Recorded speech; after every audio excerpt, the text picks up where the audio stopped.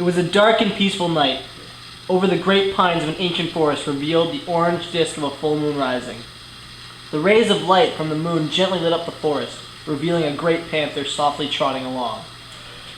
In the light, the panther seemed almost invisible, a spectral gray color, and he stopped trotting and let out a great roar. Roar!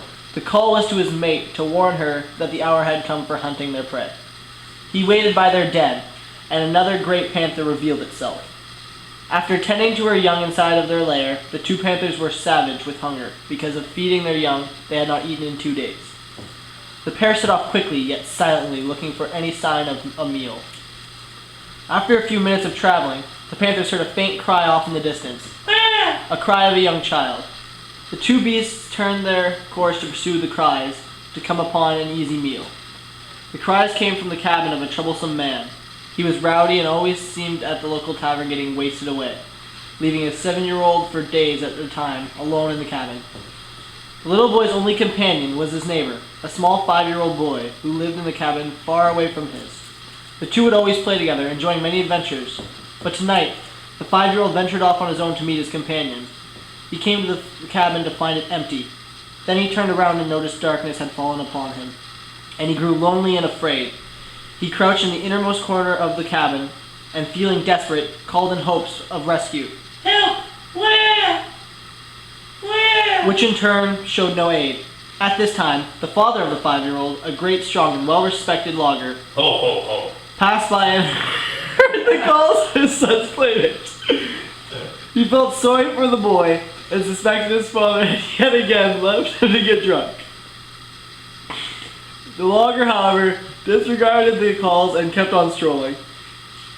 After a while, he still heard the calls and could go no further. He felt he must help the boy, because he sounded scared. Now, the panthers were almost upon the cabin. Drawing nearer and nearer, they would go through the broken door and receive their prize. As soon as the panthers were on the doorstep, the logger thanked the heavens he came, and drew his rifle and fired.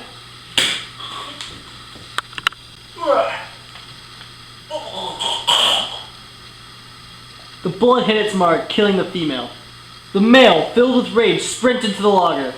The man got only one shot in before the panther pounced.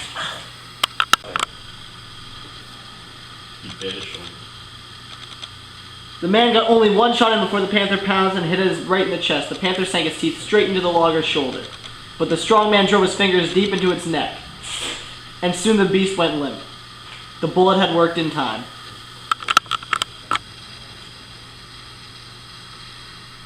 The logger quickly ran in to check on the little boy.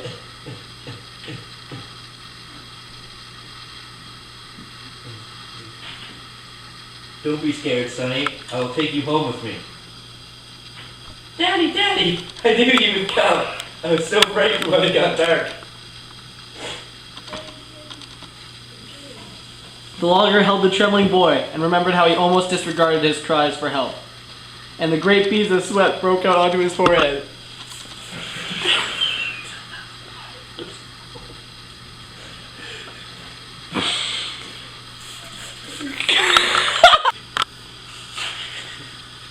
Many weeks afterwards, the sutler was following the fresh trail of a bear which had killed his sheep.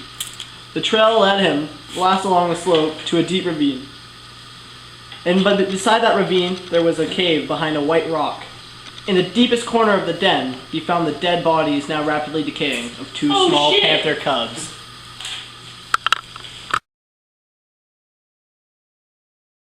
To his breast. You remembered how near he had been disregarding the parts of his body. He used the sweat to go into his forehead.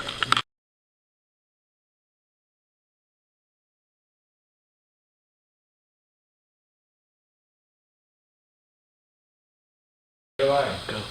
Now the panthers were almost upon the cabin, drawing nearer and nearer. They would go through the broken door and receive their prize. As soon as the panthers were at the doors,